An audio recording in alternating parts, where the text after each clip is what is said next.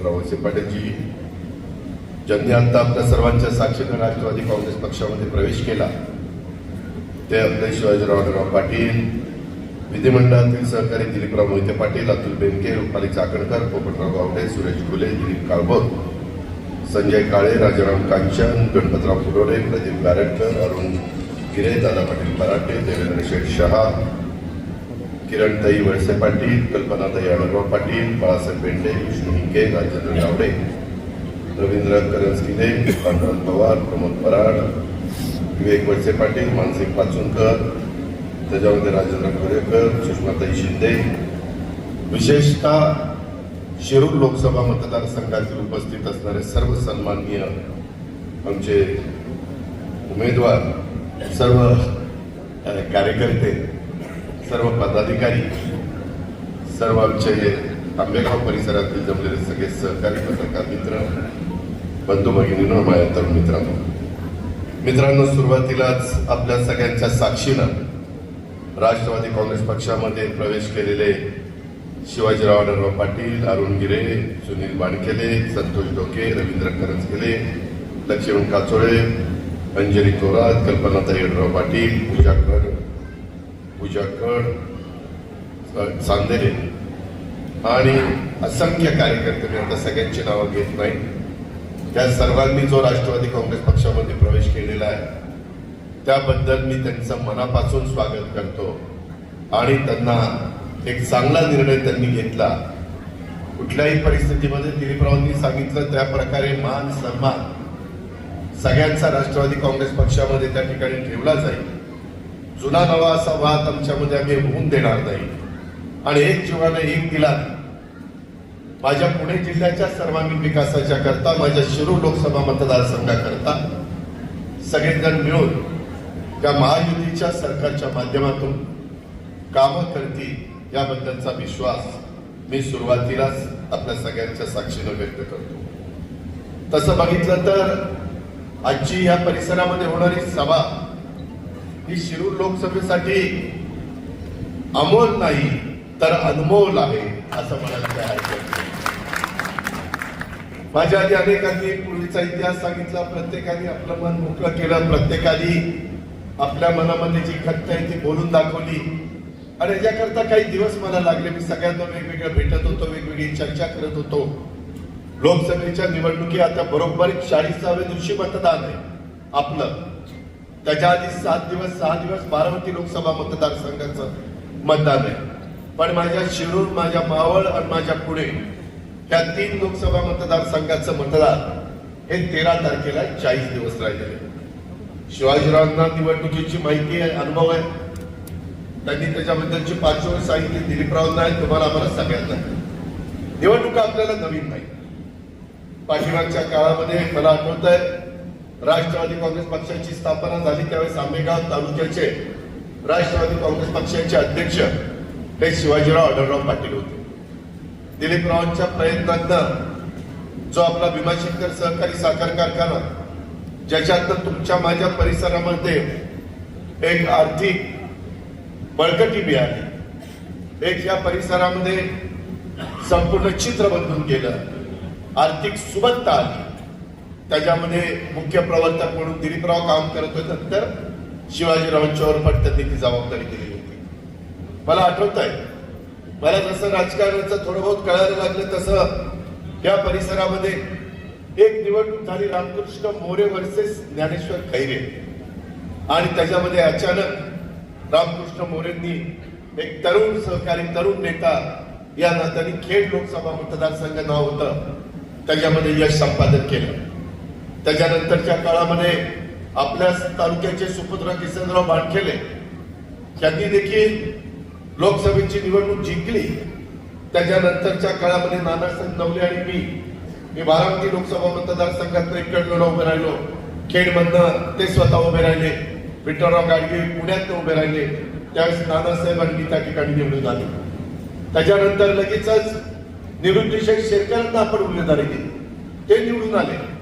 त्याच्यानंतरच्या काळामध्ये राष्ट्रवादी काँग्रेस पक्ष नवीन पक्ष अस्तित्वाला नादून 1999 ला, आणि सगळ्यांनी स्वतंत्र निवडणुका लढवल्या. काँग्रेसचा उमेदवार असताना देखील अशोक मोहोळ राष्ट्रवादी काँग्रेस पक्षाचे निवडून आले आणि ती 99ची निवडणूक आपण जिंकली. दिलीपरावांनी सांगितलेली गोष्ट खरी आहे. 2004ला असाच प्रसंग आला आणि पक्षाने सांगितलं की अजून एक टर्म त्यांना देऊ, परंतु त्यावेळेस अशोकांना, शिवाजीराव आढळराव पाटील, प्रकाश मस्के, विश्वास येलपुरे आणि बहुतेक 1-2 कोण होते, असे सर्वांना आम्ही फिरवायचो आणि सगळ्यांना भाषण करायला सांगायचो की पक्ष जो देईल उमेदवार त्याला आम्ही त्या ठिकाणी निवडून देऊ, त्याचं काम करू. पण त्यावेळेस अशोकराव मोहोळांना असं वाटलं की एकट्या राष्ट्रवादीचा आपण निवडून आलो, आता तर 2004ला राष्ट्रवादी आणि काँग्रेस एकत्र आलेली आहे, आघाडी केलेली आहे, त्यामुळे तर निवडणूक सोपीच आहे. आणि त्याच्यातून ज्या प्रकारे निवडणुकीमध्ये त्यांनी लक्ष द्यायला पाहिजे तसं लक्ष दिलं नाही. आणि शिवाजीराव दादांनी शिवाजी महाराजांच्या भाषेत सांगायचं गनिमत काव्हा केला, कुणाला कुठं त्या ठिकाणी थांबवलं तर गाव पॅक होतं. पूर्वी गाव पॅक व्हायचे, आता होत नाही. मला आठवतं सुरुवातीला एक जण दादा गाव पॅक झालं, आता ते पोरं म्हणतात पॅक झालं का बघतो तुझ्याकडे. त्याच्यामुळं अलीकडे नवी पिढी वेगळा विचार करते. महिलांना सुबत्ता दिलेली आहे, महिलांना मान सन्मान दिलेला आहे, त्याही निर्णय प्रक्रियेमध्ये आलेले आहेत. पुढच्या वर्षी तर महिलांना आता आरक्षण लोकसभेला विधानसभेला मिळणार आहे.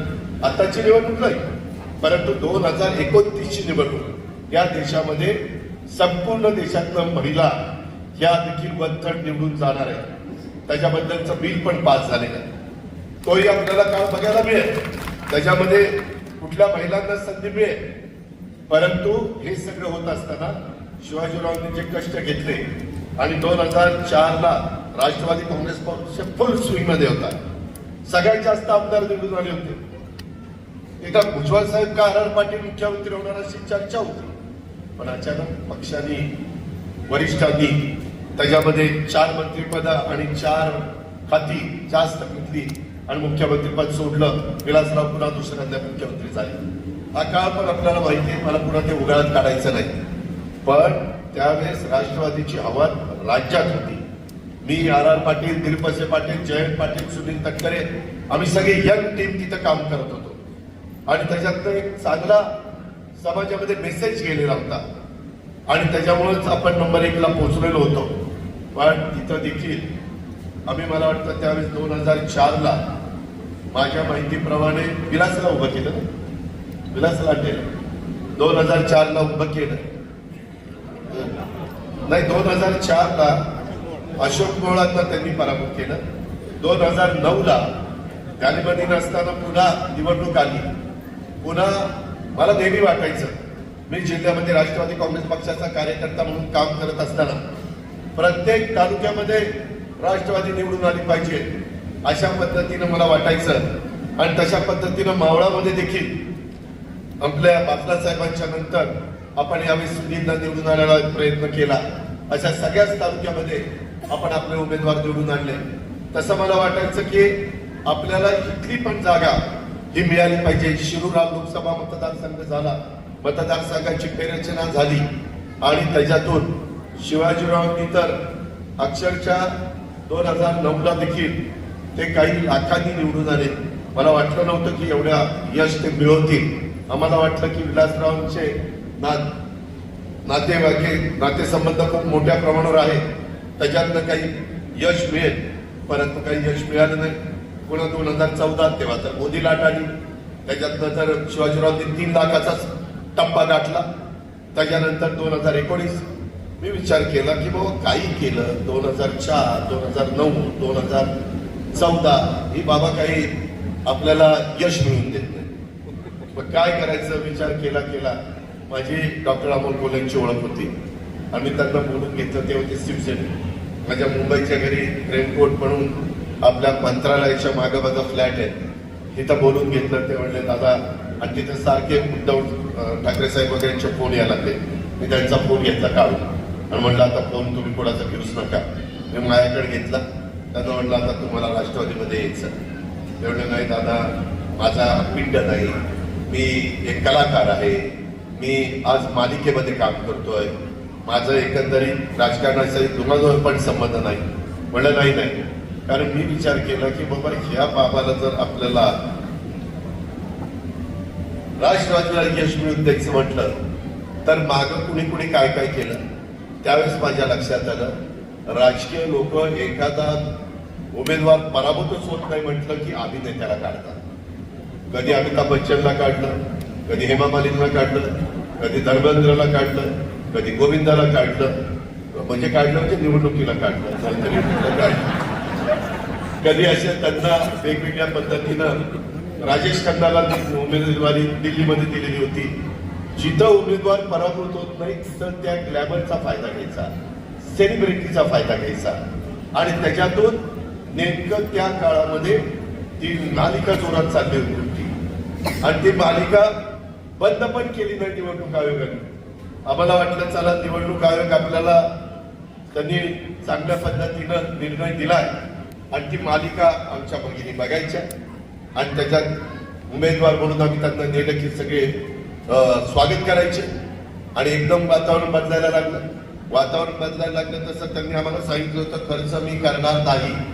मी म्हणलं ती मतदारसंघाची जबाबदारी दिलीप वळसे पाटील घेतील, ती मतदारसंघाची जबाबदारी अजित पवार घेईल. काही करू नका, फक्त प्रचाराला वेळ द्या. वेळ दिला, निवडून आले. शिवाजीरावांचा त्याच्यामध्ये पराभव झाला. निवडून आल्यानंतर एखादा जरी अभिनेता असेल, कलाकार असेल, सेलिब्रिटी असेल तर ज्या भागातून आपण निवडून जातो तिथं संपर्क ठेवायचा असतो. मी त्यांना म्हणालो की बाबा तुम्ही संपर्क ठेवा, फक्त संपर्क ठेवा. ते म्हणले दादा हे माझं काम नाही, मी सेलिब्रिटी आहे. हे लोक जे निवडून गेलेले सेलिब्रिटी ते काही तिथं हे करतात का, मतदारसंघात लक्ष देतात का? नाही, ते कार्यकर्त्यांनी बघायचं असतं. अरे म्हणलं तुम्ही लोकसभेची निवडणूक आहे, देशाचं भवितव्य ठरवण्याचं काम तिथं पार्लमेंटमध्ये होतं आणि तुम्ही जर मतदारसंघात फिरणार नाही. दिलीप मोहिते पाटील तक्रार करायचे, दादा खासदार येत नाही. बाकीचे आमदार तक्रार करायचे. त्याच्यानंतर बहुतेक महेश लांडगे सोडले तर बाकीचे आमदार राष्ट्रवादीचे निवडून आले. त्याच्यामध्ये दिलीपराव वळसे पाटील कसं तरी त्या ठिकाणी सांभाळून घ्यायचे, पण बाकीचे मला म्हणायचे की हे काही बरोबर नाही आणि संपर्क तुटत चालला. आणि एक दिवस माझ्याकडे आले, म्हणले हे संपलं, कोरोना संपला आणि मला म्हणले दादा मला राजीनामा द्यायचा.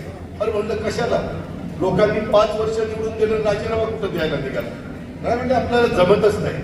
माझ्या मालिका असतात, माझे चित्रपट असतात, मला प्रॅक्टिस करावी लागते, त्याच्यामध्ये मला वेळ द्यावा लागतो. मालिकेचं शूटिंग रात्री उशिरापर्यंत चालतं. ही गोष्ट खरी आहे. मगाशी कुणीतरी सांगितलं ते फोनवर पण त्यांचा कॉन्टॅक्ट व्हायचा नाही, कारण ते त्यांच्या त्या कामाला जास्तीचं महत्व द्यायचे. मित्रांनो, ज्यावेळेस आपण समाजाचं हित डोळ्यासमोर ठेवून राजकीय क्षेत्रात आणि सामाजिक क्षेत्रामध्ये काम करण्याचा निर्णय घेतो त्यावेळेस काही गोष्टी आपल्याला बाजूला ठेवाव्या लागतात. जे शिवाजीरावांनी स्वतः खासदार झाल्यानंतर त्यांचाही बिझनेस होता, ते पण डिफेन्स मिनिस्टरीला लागणारे जे काही स्पेअर पार्ट्स आहेत ते त्या ठिकाणी तयार करायचे. पण त्यांनी जनतेचा जे प्रश्न आहेत त्याला अग्रक्रम दिला आणि त्याची ती पुस्तिका मी आत्ताच तुमच्या सगळ्यांच्या समोर प्रकाशित केलं. मी फार बारकाईने ते पाहत होतो. नेहमी मला अनेक वर्ष तुम्ही जिल्हे आणि पालकमंत्री पद दिलं, त्याच्यामध्ये देखील चर्चा करत असताना आमच्या कधी मतभेद विषय नाही. काही मतभेद झाले त्याच्याबद्दल खुलेपणाने त्यांनी आणि दिलीप मोहिते पाटलांनी त्याचा खुलासा आपल्या सगळ्यांच्या समोर केलेला. मी एकदा निवडून आल्यानंतर ती व्यक्ती जसं आमदार 5 लाखाचं प्रतिनिधित्व करतो तसं खासदार जवळपास 25 लाख लोकांचं प्रतिनिधित्व करतो. आज तुम्हाला माहिती आहे या शिरूर आणि भोसरी या 2 मतदारसंघामध्ये 11 लाख मतदार आहेत. सॉरी, हडपसर आणि भोसरी 11 लाख आणि तुमचे जुन्नर खेड आंबेगाव याचं मतदान आहे 9.5 लाख किंवा 10 लाख आणि त्यात 2चा 11 लाख मतदान. आपल्याला दिलीप वळसे पाटील साहेब, शिवाजीराव आढळराव आपण महायुतीचे उमेदवार म्हणून त्या ठिकाणी चाललेलो. बऱ्याचदा मी मागे बघायचो लोकांना देशामध्ये तिसऱ्यांदा बहुसंख्य देशातल्या जनतेला पंतप्रधान तिसऱ्यांदा नरेंद्र मोदी साहेबांना करायचं. हा जनतेचा साधारण कौल आहे. जर आपण त्याच्यामध्ये सर्वे केला तर तेच पाहायला मिळतं. कारण गेले 10 वर्ष अतिशय हिमतीनं तुमच्या माझ्या देशाची शान आणि मान वाढवण्याचं काम जागतिक पातळीवर झालेलं आहे. कधी तुमच्या माझ्या देशाला जगाच्या वेगवेगळ्या भागामध्ये एवढं वेलकम केलं जायचं नाही, एवढं महत्व दिलं जायचं नाही. दिलं जायचं पण आताच्या तुलनेमध्ये एवढं नाही. आणि ते होत असताना त्यांनी ज्या प्रकारे प्रकल्प हातामध्ये घेतले, मग गेल्या 10 वर्षामध्ये ज्या प्रकारचे नॅशनल हायवे झाले, प्रचंड मोठ्या प्रमाणावर पोर्ट बंदर त्याचा विकास चाललेला आहे. प्रचंड मोठ्या प्रमाणावर विमानतळ त्याचा कायापालट होतोय. परवा पंतप्रधानांनी आपलं पुण्याच्या टर्मिनलचं उद्घाटन केलं. आपल्या ऑनलाईनवर जवळपास 1 लाख कोटीची वेगवेगळी विमानतळाची उद्घाटन झाली. आपल्या इथं 500 कोटीचं टर्मिनल केलं. 90 लाख लोकांना वर्षभरात टेक ऑफ आणि लँडिंग करता येणारे एवढं आवक त्या टर्मिनलची तिथे केली गेली, व्यवस्था केली गेली. हे कधी मागं घडलं का? नाही घडलं. शेवटी आम्ही देखील, मी अर्थमंत्री म्हणून काम करतो. माझं 8वं वर्ष. त्याच्यामध्ये कोस्टल रोड, मुंबईतले कोस्टल रोड, जिथं आम्हाला 30, 35, 40 मिनिटं लागायची, आम्ही 5 मिनिटात वरळीवरून मरीन ड्राईव्हला त्या ठिकाणी निघतो. अटल सेतू, तुम्ही बरेच जण मुंबईला येताना अटल सेतूवरून गेला सर. मी काल मुंबईवरून निघालो, 6:30ला मुंबईत निघालो. काल सुट्टी होती. जिजाईला माझ्या घरी पुण्यामध्ये 8:30ला पोहोचलेलो होतो. बरं, स्पीड तोच, 100च्या पुढे जाता येत नाही. गेलं की दंड पडतो. त्याच्यामुळे हे सगळे नियमाचं पालन करत आपण वेळेची बचत करतो. मेट्रोची कामं मोठ्या प्रमाणात चाललेली. तुमच्या माझ्या पुण्यामध्ये वाहतुकीची कोंडी होती. माझं चाकण असेल, माझं वाघोली असेल, माझा पुण्याचा परिसर असेल, पिंपरी चिंचवडचा परिसर असेल, माझा नगर रोड असेल, नाशिक रोड असेल किंवा तिकडे सोलापूर रोड असेल, या सगळ्याच्या बद्दल अनेक करोडो रुपयाची कामं, रिंग रोडची कामं हातामध्ये घेतली. त्याच्या संदर्भात वंदे भारत ट्रेनची कामं हातामध्ये घेतली. काही वंदे भारत ट्रेन सुरू झाल्या, इतका लोकांचा सुखकर प्रवास होतो की बोलायचंच काम नाही. माझं अनेक वर्ष बारामती, फलटण, आमचं शेवटचं स्टेशन बारामती. आम्हाला नेहमी वाटायचं बारामती पासून पुढे फलटण आणि खाली साऊथला आपल्याला जाता आलं पाहिजे. काम होत नव्हतं. शेवटी आम्ही हा निर्णय ज्यावेळेस घेतला आणि त्याच्यानंतर मी मोदी साहेबांना भेटलो, त्यांना म्हटलं, साहेब, ते आमचं 10-15 वर्ष पडलंय काम, आम्हाला तिथं पुढे जाताच येत नाही. त्यांनी सांगितलं, अजित, पुढं माझं ऑनलाईन मी वेगवेगळ्या रेल्वे स्टेशनची, रेल्वे मार्गाची भूमिपूजन उद्घाटन करणार आहे. त्याच्यात बारामती फलटण आलं आणि ते काम झालं. मित्रांनो, बहुजन समाजाच्या भल्याकरता, माझ्या आदिवासी समाजाच्या कल्याणाकरता, माझ्या मागासवर्गीय समाजाला इतरांच्या बरोबरीनं आणण्याच्या करता जर विकास करायचा असेल तर केंद्र आणि राज्य सरकार एका विचाराचं असेल तर करोडो रुपयाचा पैसा हा आपल्याला खेचून आणता येतो. आज दिलीप मोहितेंना विचारा, अतुल बेनकेला विचारा, दिलीप वळसे पाटलांना विचारा, किती पैसा जुलैमध्ये आम्ही सरकारमध्ये गेलो, जुलैपासून आतापर्यंत किती कोटी रुपयाचा निधी हा विकास कामाच्या करता दिला गेलेला. अजूनही एक बजेट उद्याचं 10 जूनचं आमच्या हातामध्ये, ज्याचा उल्लेख मगाशी केला दिलीप वळसे पाटलांनी. मी, अतुल बेनके, दिलीप वळसे पाटील, देवेंद्रजी, माझ्या ज्यावेळेस लक्षात आलं किंवा इथं पाण्याच्या बाबतीमध्ये जुन्नर आंबेगाव माझ्या खेडवर थोडस काहीतरी अडचण निर्माण होते, त्यावेळेस ती पण अडचण दूर करण्याचं काम आम्ही सरकारमध्ये होतो म्हणून करू शकतो. आज आपल्या केटीव्हीआरला पाणी सोडण्याच्या करता जे धरणामध्ये आरक्षण ठेवायचं असतं ते मित्रांनो ठेवलं गेलं नाही. ते आरक्षण 3 तालुक्याच्या करता आपण ठेवतो. हे मगाशी म्हणाले ना दिलीप मोहिते पाटील की 4 कमान 72च्या दुष्काळामध्ये 4 कमान कालवा झाला. पोपटराव गावडेंना विचारा, त्याच्यामध्ये पाणी एवढं पाझरतंय, पाणीच पुढे सरकत नाही टेलला. त्याच्याकरता लाईनिंग करण्याचा निर्णय घेतला. कॅनॉलला लाईनिंग असा कागद टाकला जातो, त्याच्यावर लाईनिंग केलं जातं. लाईनिंग केल्यावर पाण्याची प्रचंड बचत होते. दिलीप मोहिते पाटील सारखं तुम्ही म्हणता 80% त्याच्यातनं जी बचत होईल ते सगळं पाणी मी खेड तालुक्याला दिल्याशिवाय गप्पा बसणार नाही. तुम्ही काळजी करू नका. त्याच्यामध्ये कलमोडीच्या बद्दल पण त्याचा उल्लेख मी दिलीप मोहिते, दिलीप वळसे पाटील मी बसलोय, जरी आम्ही एका परिवारातले असलो आणि त्या परिवारात आज शिवाजीराव आढळराव पाटील आणि त्यांचे सगळे सहकारी आले. आपण सगळ्यांना आता एकत्र काम करायचंय आणि हे काम करत असताना माझा जुन्नर, आंबेगाव, माझा खेड, माझा शिरूर, हवेली या सगळ्या परिसराचा कायापालट करायचा आणि हा कायापालट करत असताना दिवसेंदिवस माझी दिलीपरावांची 7वी टर्म आहे. 7व्या टर्मला आम्ही आमदार झालो आणि प्रत्येक टर्मला आम्ही अधिकची कामं आमच्या मतदारसंघात केली.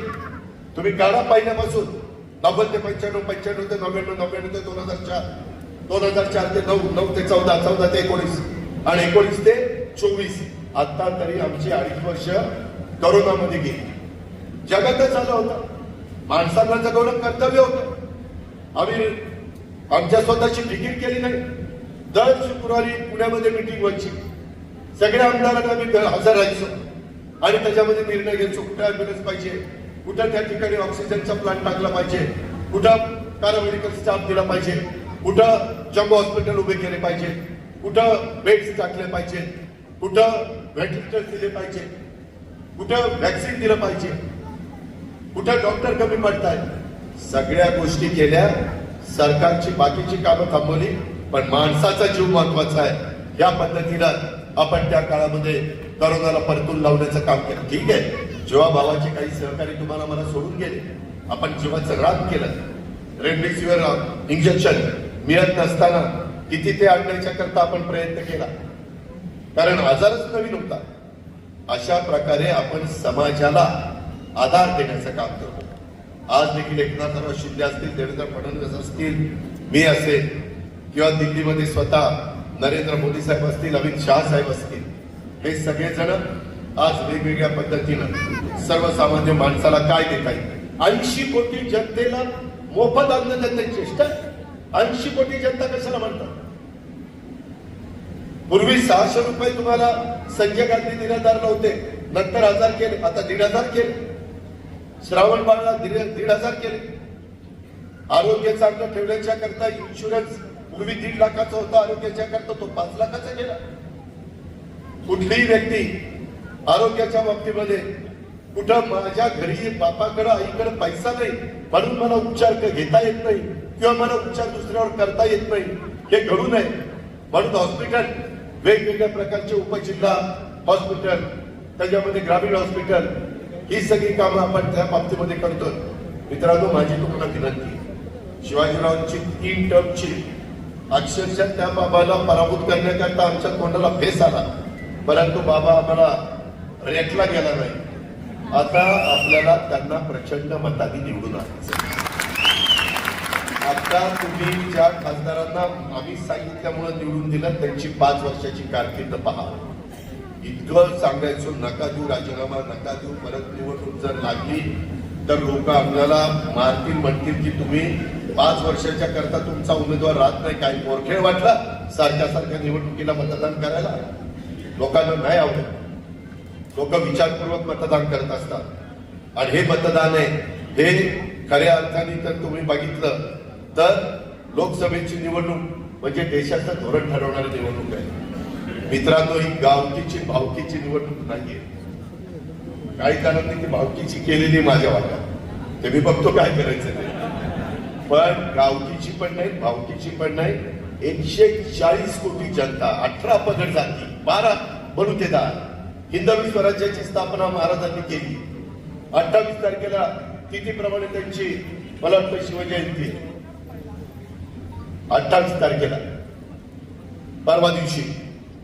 मित्रांनो, हे सगळं आज ही सगळी कामं करत असताना आम्ही अनेक वर्ष विचार करत करत आपलं तुळापूरचं, आपलं वडूचं छत्रपती संभाजी महाराजांचं स्मारक, शिवदेवीला पायथ्याशी मला अतुल बेनके मागे लागला होता, तिथं आपण चांगल्या प्रकारचं पर्यटक आल्यानंतर कशा प्रकारचे शिवाजी महाराजांच्या काळातली हत्यारं होती, कशा प्रकारे तो काळ होता, तो समजून सांगण्याच्या करता आपण तिथं निधी मंजूर केलेला आहे.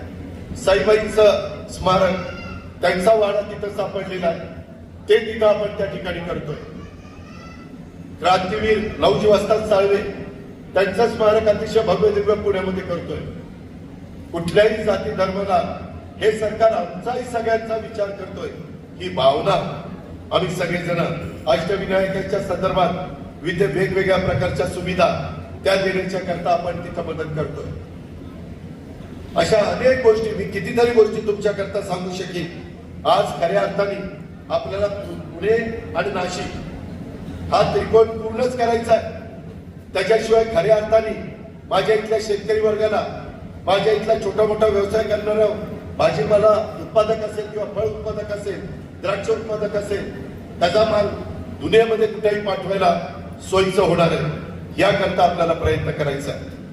मगाशी शिवाजीरावांनी सांगितलं तशी वाहतुकीची कोंडी ती आम्ही सोडवतोय आणि त्याच्याकरता केंद्राचा निधी लागतोय. बाबांनो, आपलं बजेट आहे 6 लाख कोटीचं, त्याच्या कितीतरी पट अधिक केंद्राचं बजेट आहे. केंद्र म्हणजे अख्खा समुद्रासारखा आहे आणि म्हणून आपल्याला मोदी साहेबांना सपोर्ट करण्याच्या करता खासदार निवडून पाठवायचे. दिलीपराव, शिवाजीराव, आपल्याला माझ्या भोसरी, खडकवासला आणि विशेषतः हडपसर या भागामध्ये मतदारांना सांगावं लागेल, हे जरी घड्याळ असलं तर हे घड्याळ तिथं मोदींना पाठिंबा द्यायला चाललेलं आहे. कारण मोदींना मानणारा जो शहरी भागातला मतदार आहे तो त्यांचे खून कमळ दिसलं नाही की तो तिथनं परत जातो. त्यांना मी आता उद्या 28 तारखेला माझी आणि एकनाथराव आणि देवेंद्रची मीटिंग आहे उपमुख्यमंत्र्यांची, त्याच्यामध्ये आम्ही काही जाहिराती देणार आहे की मोदी साहेबांना मत म्हणजे कमळ, धनुष्यबाण आणि घड्याळ या 3 खुणापैकी जी खुण असेल ती दाबली तर मोदी साहेबांना मत जाणार. हे करावं लागेल.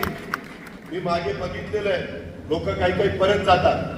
त्याकरता विशेषतः इथं माझा शिरूरचा पण हवेली परिसरातले विधानसभा मतदारसंघातले दिलीपराव, रवी काळे सगळे सहकारी बसलेले, दादा आहे, राजेंद्र आहे, बाकीचे तिथं मानसिंग आहे, बरेच जण. त्यांना पण शहरी भागामध्ये वाघोलीची लोकसंख्या वाढलेली आहे, शांताराम पुरीत आहे. त्या प्रकारेच आपल्याला काम करावं लागेल. आपण पाठीमागच्या काळामध्ये एकमेकाच्या विरोधात जिल्हा परिषद, तालुका पंचायत, नगरपालिका या निवडणुका लढलोय. मागचं झालं गेलं ते गंगेला मिळालंय. आता नवी सुरुवात आहे, त्याच्यामध्ये मिळतं जुळतं घ्यावं लागेल. लोकसभा, विधानसभा देशाच्या राज्याच्या भवितव्याच्या दृष्टिकोनातनं फार महत्वाच्या निवडणुका आहेत. त्याच्यातनं कायदा सुव्यवस्था, त्याच्यातनं जातीय सलोखा, त्याच्यातून एक चांगलं वातावरण हे आपल्याला निर्माण करायचं आहे. आणि ती करण्याची ताकद आणि धमक या लोकसभेत आणि विधानसभेमध्ये. आज विरोधक कारण नसताना आज त्यांच्याकडे मुद्दा नाही. आपल्या इथेही विकासाच्या बद्दलचा मुद्दा विरोधकांना काढता येणार नाही. सगळ्या मतदारसंघामध्ये डेव्हलपमेंट झालेली आहे, चाललेली आहे. पण आता नवीनच काय करतात, निवडणूक आली की संविधान बदलणार. 7 कोट आहे. तुम्ही राहुल गांधींची परवाची शिवाजी पार्कची सभा ऐका, त्यांनी सांगितले संविधान कोणी बदलू शकत नाही. आम्ही सांगतो संविधान कोणी बदलू शकत नाही. आम्ही सांगतो जोपर्यंत चंद्र आणि सूर्य आहे तोपर्यंत घटनेचे शिल्पकार डॉक्टर बाबासाहेब आंबेडकरांनी केलेलं संविधान कुणी बदलू शकत नाही. हे थोतांड आहे, हे चुकीचा प्रचार आहे, दिशाभूल करण्याचं काम चाललंय. माझ्या मागासवर्गीय समाजामध्ये चमीचल निर्माण करण्याचं काम हे काही जण करतात. हे आपल्याला हाणून पाडायचंय. काही जण म्हणतात घटना बदलणार. अरे 10 वर्षात त्यांनी घटना बदलली गेली नाही आणि कुठे घटना बदलतात काही बोलतात. मग सांगतात की आता पुढे निवडणुकाच होणार नाही. अरे निवडणुका होणार नाही, भारत देशाची जनता काही गप्प बसणार निवडणुका होणार नाही. इंदिराजींनी त्या सर्वोच्च पदावर असताना इमर्जन्सी आणीबाणी आणली, लोकांनी नंतर राग व्यक्त केला, त्यांनाही पराभूत केलं. हा इतिहास आहे आपला. त्याच्यामुळं आज विरोधकांना सगळेजण एकत्र आले आणि एकमेव उद्दिष्ट त्यांना मोदी साहेबांना तिथं हटवायचं आहे. वास्तविक देवेगौडा एकेकाळी पंतप्रधान होते, त्यांनी मोदी साहेबांना पाठिंबा दिलेला. नितीश कुमार, मला आठवतंय गेल्या टर्मला मोदी साहेबांच्या समोर विरोधी पक्षाचे उमेदवार म्हणून त्यांचं नाव घेतलं जात होतं. त्यांनी मोदी साहेबांना पाठिंबा दिला. आम्ही देखील सगळ्यांनी मिळून पाठिंबा दिलेला आहे. आम्ही चूक केलेली नाही. विकासाच्या मागे आम्ही गेलोय. आम्ही विचारधारा सोडलेली नाहीये. शिवशाहू फुले आंबेडकरांची विचारधारा हीच आमची विचारधारा आहे. त्याच्यामध्ये कुठं तसुभर देखील आम्ही कॉम्प्रोमाइज केलेलं नाही. पण शेवटी राज्याचं भलं झालं पाहिजे, देशाचा विकास झाला पाहिजे. देशाची अर्थव्यवस्था 5व्या क्रमांकावर आहे जगात, ती 3ऱ्या क्रमांकावर आणायची. $5 ट्रिलियन ही अर्थव्यवस्था गाठायची. त्याच्याकरता प्रचंड काम करावं लागणार आहे, प्रचंड विकास करावा लागणार आहे. हे सगळं आज नवी संसद केली का, तर आमच्या महिला तिथं आल्या, 200-250 महिला वाढल्या, संसदेची संख्या 800 पर्यंत गेली, तर त्यांना बसायला जागा नको का? उद्याची 50 वर्ष डोळ्यासमोर ठेवून आखणी चाललेली आहे. चंद्रयान आपण तिथं चंद्रावर गेलो, सगळ्या बाबतीमध्ये प्रगती साधलेली. आज आजूबाजूची राष्ट्र वाकड्या नजरेने बघत नाही. मागच्या वेळेस पुलवामामध्ये पहाटेच जाऊन त्यांच्यावर बंबार्डिंग केलं, परत पाकिस्तान जी गपगार पडलाय ती गपगारच पडला. कारण मजबूत नेता असावा लागतो. आज तुमचा आंबेगाव तालुक्याचा विकास का झाला? दिलीप वळसे पाटलांच्या सारखा मजबूत नेता तुम्हाला मिळाला म्हणून विकास झाला. शिवाजीराव आढळरावांनी पण खासदार असताना का साथ दिली की तालुक्याचा भलं होत आहे. विरोधाला विरोध करणं हे कुणी त्याच्यामध्ये मनात ठेवलेलं नाहीये. आणि त्याकरता आपला जिल्हा जर एवढा झपाट्याने पुढे चालला, एवढं नागरीकरण होत आहे, त्याकरता आपल्याला आपल्या विचाराचे आमदार, आपल्या विचाराचे खासदार, आपल्या विचाराचं केंद्र सरकार, आपल्या विचाराचं राज्य सरकार हे आल्यानंतर प्रश्न ताबडतोब ठिकाणी लागतात, काढता येतात. BMRD आपलं ते आपल्या माझ्या बारामती लोकसभा मतदारसंघात, शिरूर लोकसभा मतदारसंघात येतं. तिथले प्रश्न आहेत, त्याच्या संदर्भामध्ये काही महानगरपालिकेचे दोन्हीचे प्रश्न आहेत, नवीन गावाचे प्रश्न आहेत, शासकीकरणाचे प्रश्न आहेत, इतर करांचे प्रश्न आहेत. त्या सगळ्याच्या संदर्भामध्ये आम्हाला त्याचा बारकाईने अभ्यास आहे. आमचा उद्याचा आम्ही दिलेला उमेदवार, मी आज या जाहीर सभेच्या निमित्तानं दुपारी मी सुनील तटकरेंची रायगडमधली उमेदवारी महायुतीचे उमेदवार म्हणून जाहीर केली. शिरूर लोकसभा मतदारसंघामध्ये महायुतीचे उमेदवार शिवाजीराव आढळराव पाटील हे तुम्ही बाळ बसू नका, तुम्ही कामाला लागा. आपल्या समोरचा उमेदवार आधीपासून कामाला लागलेला आहे. तो डायलॉगबाजी करण्यात वस्ताद आहे. त्याच्यामध्ये डायलॉगबाजी करणं म्हणजे चित्रपटात आणि तुमच्या मालिकेमध्ये ठीक आहे, नाटकामध्ये ठीक आहे. जनतेच्या समोर काम करावं लागतो, काम करावं लागतं. ते काम करण्याची धमक त्या शिवाजीराव आढळराव पाटलांच्या मध्ये. त्याचा अनुभव आपण 15 वर्षाचा घेतलेला. त्यांची 15 वर्षाची कारकीर्द काढा, त्यांची 5 वर्षाची काढा. जरी आम्ही त्यांना निवडून आणण्याच्या करता जीवाचं रान केलं, आम्ही काही मंतवलं नाही. आम्हाला वाटलं नाही की बाबा ह्यांना निवडून आल्यानंतर की बाबा राजीनामा द्यायला निघेल, की बाबा म्हणेल मला राजकारण नकोच. ते म्हणतात माझं कामच नाहीये. अरे काम नाही तर उभा करायला. तिथं वेगवेगळ्या प्रकारचे चित्रपट काढत बसायचं होतं आणि एकीकडेच म्हणायचं मी छत्रपती शिवाजी महाराजांची भूमिका करतो, मी छत्रपती संभाजीराजांची भूमिका करतो. अहो 2022ला वाय आय किड महात्मा गांधी, तुम्ही नथुराम गोडसेची भूमिका केली ना. हे कसं काय केलं? हे पटलं का तुम्हाला? तुम्ही ती भूमिका केलेली सांगता, ही भूमिका केलेली सांगा. बघू काँग्रेसवाले तुमचा प्रचार करतायत का? आणि जर तुम्हाला वेगवेगळ्या भूमिकाच करायच्या आणि जनतेचे प्रश्न सोडवायचे नाही, जनतेच्या करता उपलब्धच राहायचं नाही. सकाळ दुपार संध्याकाळ, पूर्वी आम्ही 91ला आमदार झालो, खासदार झालो, त्यावेळेस किती खासदारकीचे 7.5 लाख 8 लाखाचा मतदारसंघ असायचा. 7.5 लाखच किंवा 8 लाख. आताचे मतदारसंघ झाले 25 लाखाचे. उलट लोक आता जास्त ऍक्टिव्ह झाली. Social media, print media, electronic media, कुठं काय खटकलं की लगेच कळतंय. लोक जागृत झालेले आहेत. अशा सगळ्याच्या बाबतीमध्ये सतत तुम्हाला उपलब्ध राहणारा खासदार पाहिजे. ते खासदार उद्याचे शिवाजीराव आढळराव पाटील होऊ शकतात. या पद्धतीनं माझी तर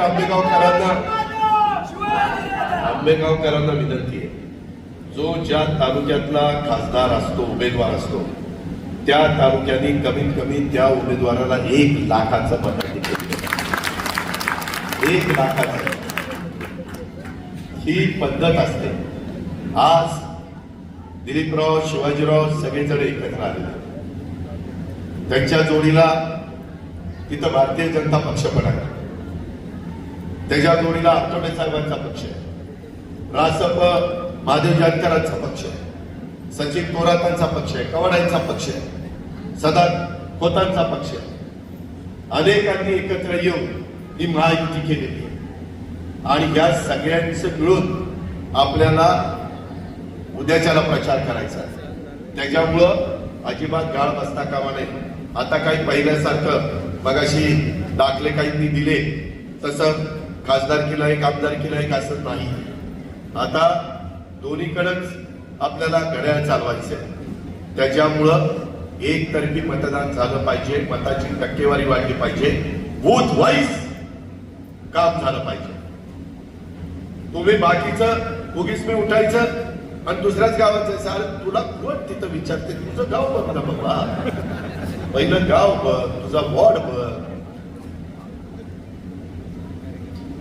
तुझी भावकी बरोबर आहे का बघ. मला तर भावकी फार त्याच्यामध्ये ही बघावं लागतंय, तर पुढचं सगळं जमतंय. हा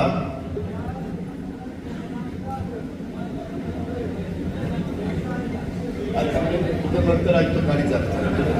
त्याच्यामध्ये मी खोटं काही सांगत, बऱ्याचदा गावचे सरपंच पण आपण नसतो आणि जाऊन सांगतो इकडं मतदान करा, तिकडं मतदान करा, आणि गावातला सरपंच दुसऱ्याच बाबतीत असतो. लोक म्हणतात तुझं गाव आहे का तुझ्या बरोबर आला आम्हाला सांगायला, आमचं करा तमकं करा. त्याच्यामुळं जे नगरपालिकेत काम करतात, जे महानगरपालिकेत काम करतात, त्यांनी त्यांचा वॉर्ड प्रभाग सांभाळावा. जे माझ्या ग्रामपंचायतीत काम करतात त्यांनी त्यांचा वॉर्ड सांभाळावा. जे प्रमुख तालुक्याचे नेते असतील, जिल्ह्याचे नेते असतील, राज्याचे नेते असतील, ते त्यांचा प्रचार वेगवेगळ्या पद्धतीनं करतील.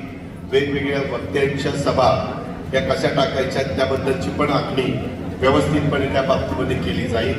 बोलताना गाव पातळीवर देखील घोंगडी बैठका किंवा काही करत असताना, आदिवासी भागात जात असताना सगळीकडं काही लोकांनी काही वेगळं मत व्यक्त केलं तर ऐकून घ्या, त्याला समजावून सांगा की बाबा नाही रे, असं असं आहे, आपण याच्यातनं असा मार्ग काढतोय. मार्ग काढण्याची धमक ताकद महायुतीमध्येच आहे आणि केंद्रामध्ये एनडीए सरकारमध्येच आहे, मोदी साहेबांच्या मध्येच आहे.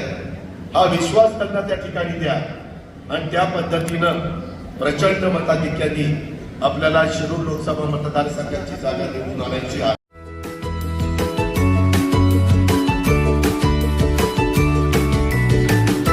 बातम्या शेतीच्या, बातम्या मातीच्या,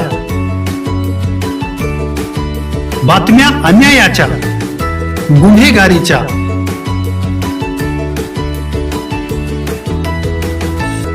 राजकारणाच्या आणि समाजकारणाच्या,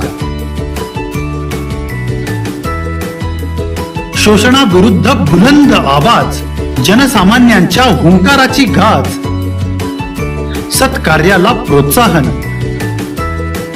दुष्कृत्याला अनुशासन, निर्भीड, निस्पृह, सडेतोड, बेधडक आणि रोखटोक म्हणजेच विघ्नहर टाइम्स. शोध बातमीचा, ध्यास सत्याचा.